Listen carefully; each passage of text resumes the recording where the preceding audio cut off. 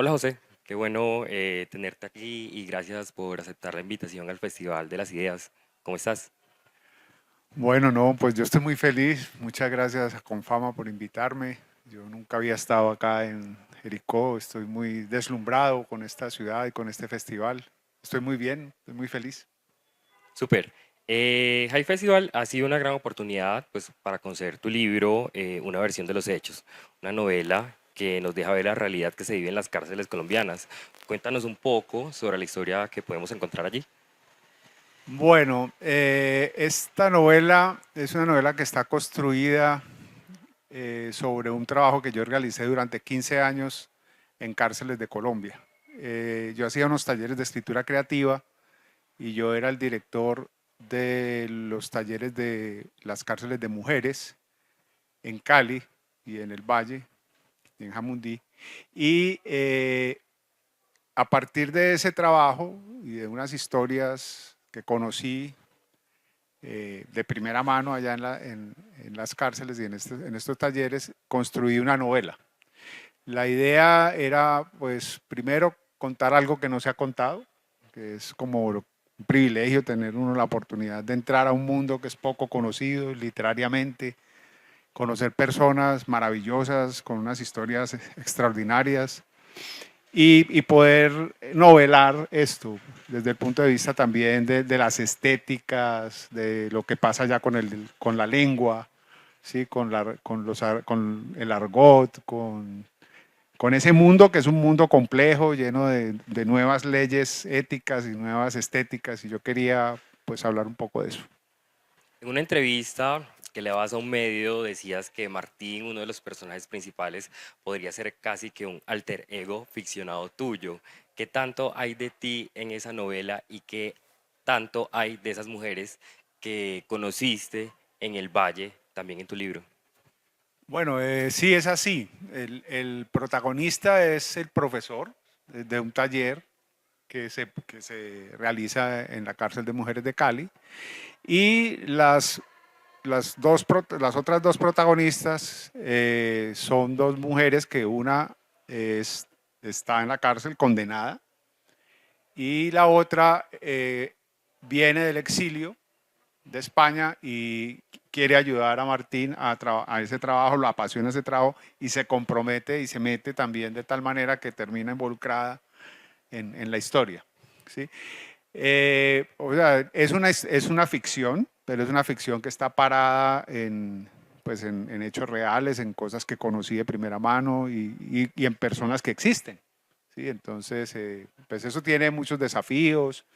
Eh, Trabajar así la ficción es difícil porque hay que respetar, ¿sí? La integridad de los personajes reales. Y ahí es donde uno pues echa mano de la ficción para poder hacer la historia. Yo quería preguntarte algo que me pareció interesante y es que hay un personaje que es Eva, que está prisionera, y uno de los personajes es Lucila, que está fuera del país. ¿Te parece que el exilio también es una forma de estar privado de la libertad? Claro, el libro es una reflexión sobre las prisiones que tenemos y sobre muchos tipos de prisiones. También, por ejemplo, hablo de las prisiones de las mascotas, de qué tan prisionero es una mascota de su dueño, así lo quiera mucho. Y de muchas prisiones que nos construimos. Y una de esas prisiones es exactamente lo que acabas de decir, o sea, el exilio como prisión. Es decir, a vos tenés todo el mundo, pero no tenés lo que quieres, que es tu mundo. Y inclusive en la historia de las leyes, una de las condenas que había era el exilio. Durante casi que todo el imperio romano, una de las sentencias con que se condenaba a los enemigos políticos generalmente era con exiliarlos. Es decir, usted se va al exilio. Aquí en la época moderna el exilio se pide, uno se exila para proteger la vida, pero en esa hubo épocas y hubo países que tenían el exilio como una condena. José, en tu primera novela, Lo que no fue dicho, podíamos encontrarte a ti con una voz muy fuerte dentro del relato, casi que como un personaje principal. En esa novela, el relato está más en la voz de los personajes. ¿Qué te ha parecido mejor o cuál fue el cambio que te llevó de estar presente a ser casi que una sombra detrás de los personajes para que ellos cuenten su propia historia? Bueno, yo creo que esta historia lo necesitaba. O sea, estas historias no son mías, no son mi vida. Son historias que yo conozco y que estoy contando, pero yo me di la maña para que fueran ellas mismas quienes las contaran.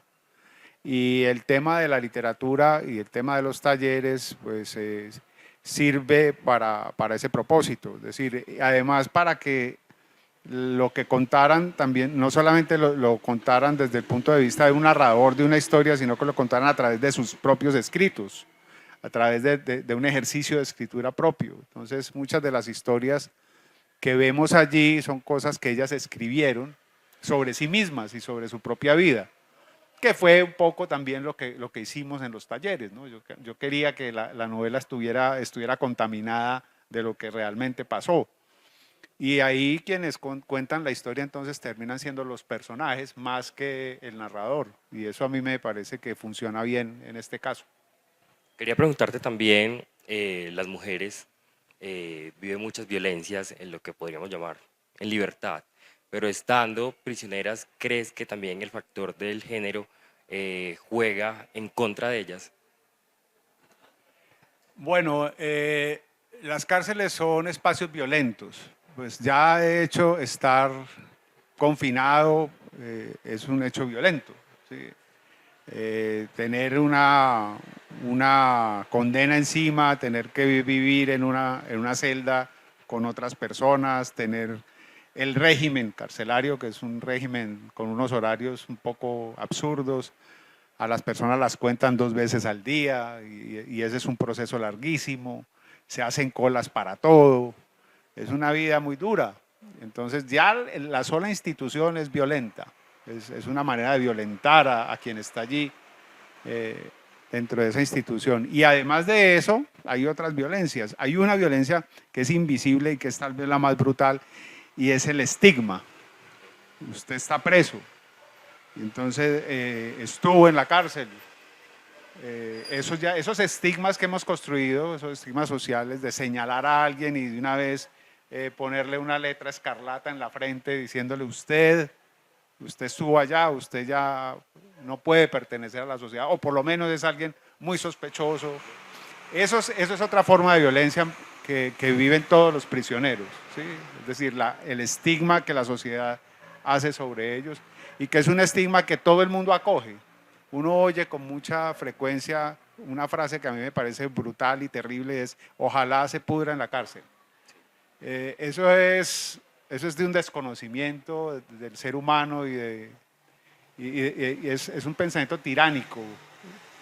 Entonces, digamos que solamente el hecho de estar preso ya es un hecho que comporta muchas violencias, o sea, que ya trae consigo muchas violencias. Las mujeres, además, tienen para ver a las familias. Hay un hecho tal vez el más violento de todos los que se le pueden producir a una mujer es quitarle a su hijo. La ley colombiana permite que una pareja pueda concebir un niño en la cárcel, en una visita conyugal, y que pueda vivir con su madre en la cárcel hasta los 3 años. El día que cumple 3 años, ese niño será arrebatado de las manos de su madre porque según la ley colombiana ya no puede estar más tiempo en la institución porque el niño no merece el castigo que su madre tiene, entonces se lo dan al Instituto de Bienestar Familiar si no tiene familia o a la familia. Y ahí yo creo que ahí se produce uno de los hechos más violentos que se producen en las cárceles. Quería como ahondar en eso que decías del estigma, porque tenemos muy naturalizado deshumanizar a las personas privadas de la libertad. En ese sentido, con tu trabajo que hiciste durante 15 años, con ese programa de escritura, ¿Por qué crees que es importante darle el poder de la palabra a las personas que no tienen voz? Yo creo que precisamente porque son negadas, y si algo se les ha negado es el derecho a contar su versión de los hechos y quiénes son. O sea, la gente está en las cárceles en muchos casos por cosas absurdas, que no tienen razón de ser, pero están ahí. ¿Sí? Pero el hecho ya de que estés en la cárcel es un hecho brutal. Respecto a lo que está pasando con las mujeres, voy a darte un dato que es el siguiente. Entre el año 2000 y el año 2015, en América Latina la población carcelaria femenina tuvo un incremento del 177.5%. Imagínese usted lo que está pasando, o sea, es lo que le está pasando a las mujeres, o sea, están entrando a ser, a ser parte del mundo carcelario a una velocidad monstruosa. Eso no pasa en el caso de los hombres a esa velocidad. Son las mujeres la población que más está creciendo en las cárceles de América Latina. Y eso tiene una razón, la persecución y la prohibición de las drogas. Porque si tú miras por qué no es porque ellas estén atracando más bancos o porque estén haciendo más homicidios, sino porque ellas están entrando al negocio del microtráfico, ni siquiera del narcotráfico, porque es una manera de sustentarse.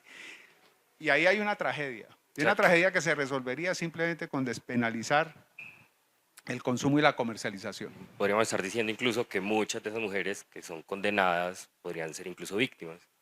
Pues claro, muchas son víctimas, muchas están manipuladas, muchas están reemplazando a los culpables allá. Hay casos que son increíbles, en que madres se entregan por sus hijos, ¿sí? Para que el hijo no lo cojan, la madre dice que ella es la dueña de algo que han encontrado en la casa. ¿Sí? Entonces, ahí hay una cantidad de injusticias que produce el mismo sistema, porque los que producen las leyes son los legisladores, y los legisladores no miden consecuencias, sino que políticamente es correcto que esto se persiga. Entonces, hagámoslo, votemos las leyes y metamos a todo el que tenga más de una onza de marihuana a la cárcel. Entonces las cárceles están llenando de gente. Es una cosa absurda. Sí, otra pregunta. Cuando decides escribir este libro, más allá de, digamos, contar parte de las historias que conociste durante ese trabajo que tuviste, ¿tenías algún propósito específico? No, yo lo que quería era dejar una memoria de mi trabajo. Yo trabajé pues todos esos años y yo no quería que al salirme yo de ese programa, que además creé yo, pues quedara eso así, ¿no? Que pues están los testimonios y están los 15 libros de fugas de tinta que ellos hicieron y están todos en línea y cualquiera los puede bajar. Y son los textos que se lograron en esos talleres con ellos y con ellas.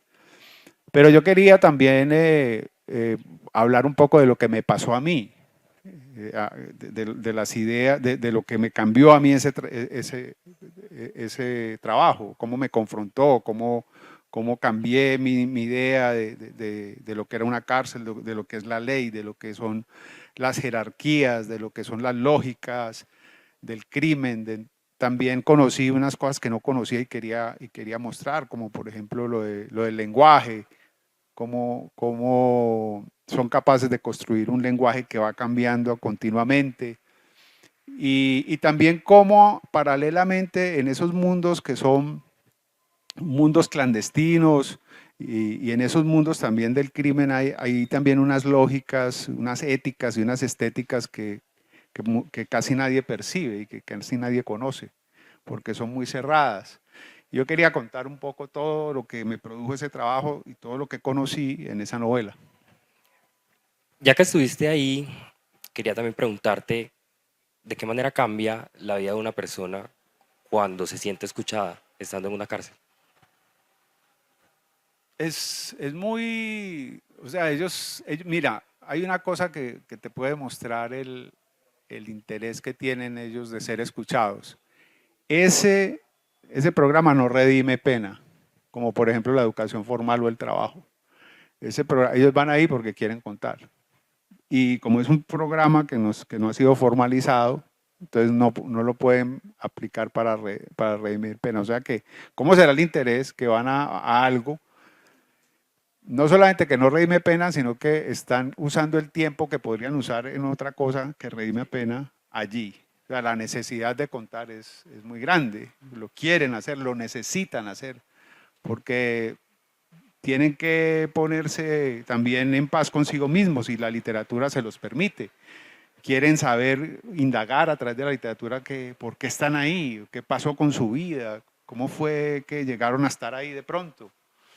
Y la literatura y la indagación literaria es algo que les ofrece una posibilidad de verse, de perdonarse también, porque no solamente tienen la condena del Estado, sino la propia, que es aún más severa.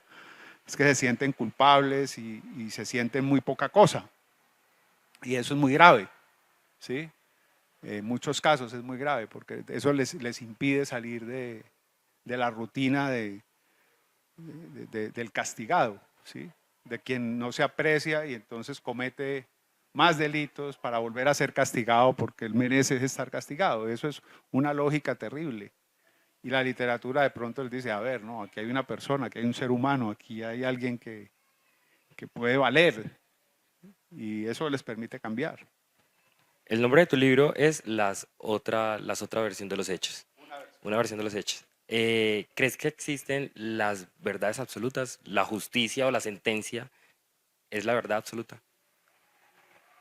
Pues precisamente lo que inaugura, digamos, la literatura frente al tema es que en la literatura policíaca y en los thrillers, pues, en general, y en la novela negra, lo que se plantea es quién es el culpable. O sea, hay un crimen y hasta que se resuelve quién lo realizó y ya se acaba la novela. Pero Dostoyevsky escribió Crimen y Castigo. En Crimen y Castigo, desde de entrada se sabe quién es el criminal, es Raskolnikov, y quiénes son las víctimas, las judías prestamistas. Pero a ustedes que no le interesa saber quién era el criminal, sino por qué llegó ahí, por qué llegó a hacer eso esa persona. De la literatura tiene una pregunta más grande, no es no le interesa saber quién es el culpable, sino por qué se produce un crimen, qué hace que un ser humano llegue hasta allá, qué pasa en él, en su psicología, qué hubo en su historia que lo llevó allá. Y a mí eso me parece que es una vía mucho más interesante que la de la ley o la de la psicología. Una última pregunta, José, con tu trabajo. No sé si has tenido alguna vez la oportunidad de saber qué pasa cuando una de esas prisioneras que conociste en el Valle sale. Y es, ¿crees que todos tenemos derecho a las segundas oportunidades? ¿Crees tú en las segundas oportunidades? Yo creo que en las segundas y en las terceras y en todas las que se puedan darle a alguien. O sea, uno no puede anular un ser humano porque haya cometido un error. Eso no tiene sentido. Además hay crímenes tan absurdos como, por ejemplo, ingresar a un país ilegalmente. Eso es un crimen, ¿no? Por querer ser mejor, por querer tener un trabajo. O sea, hay cosas que no tienen ninguna justificación de ser criminalizadas. Nosotros tenemos que tener conciencia de que los seres humanos son complejos, son muy complejos y tenemos luces y tenemos sombras, pero si a uno no le dan oportunidades, si una comunidad, si una juventud, si todas estas personas que están en las cárceles vienen de los bordes, vienen de los márgenes, ¿sí? Y no conocemos esos bordes ni esos márgenes. Nosotros oímos hablar de los combos. ¿Qué es un combo? No, pues unos muchachos marihuaneros que roban celulares y que después se ponen a matar gente. Eso es lo que supuestamente Pero detrás de cada uno de esos muchachos hay una historia. Y cada uno de esos muchachos es un muchacho nuestro, que perdimos y que dejamos perder, que dejamos perder. A esos muchachos hay que darles una segunda oportunidad.